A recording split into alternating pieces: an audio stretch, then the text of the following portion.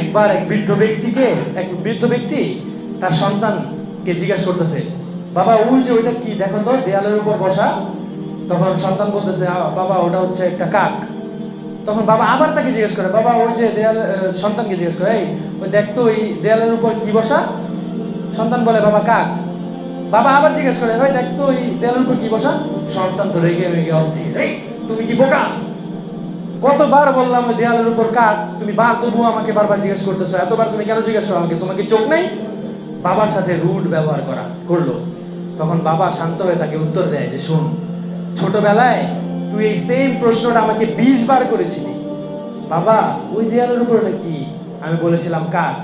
তখন আবার তুই বলেছিলি দেয়ালের উপর কি, তখন আমি আবার বলেছিলাম কাক। 20 বার বলেছিলাম।